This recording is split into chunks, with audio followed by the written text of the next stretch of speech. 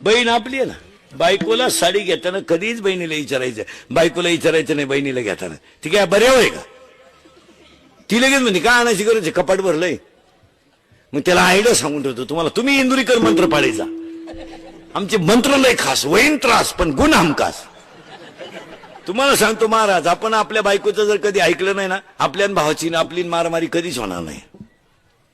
Idea सांगून ठेवतो, आपल्या भावाची ना आपली मारामारी जर कधी होऊन द्यायची नसेल ना, बायकोला दुखवायचं नाही, भावाला दुखवायचं नाही. बायकोचं नुसतं ऐकत राहायचं, खरंय खरंय तू म्हणते ते खरंय. काय अभ्यास आहे तुझा? इतक्या दिवस माझ्या डोक्यात नव्हतं आलं. पाऊस सकाळी चहा ठेवून नदी लावायची घ्यायचा दिवस काढून कुठं सांगत बसतील एवढी वेळ. तुम्ही आपले मंत्र शिका. सकाळी घाई निघायचं ना बाहेर कीर्तनाला, इकडे तिकडं. बायको कालच्या उखाड्या सांगायला लागली ना, खरंय खरंय पाहू उद्या परवा चहा ठेव, बंद करून टाकायचं. हा, आणि बहिणीला साडी आणायची असेल ना, 1500ची आणायची, 500ची चिठ्ठी चिटकवायची.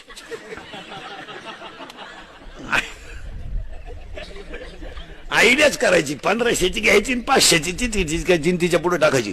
डोळे वासून पाहती 500ला, अगं 300लाच होत्या, उगाच कलर आवडला म्हणून 500 दिले. सेल मध्ये दिलंय ना, अशी जळाली पाहिजे ती. पण ती आपल्या पुढची, ती म्हणते मग असं करते, ही मला ठेवते.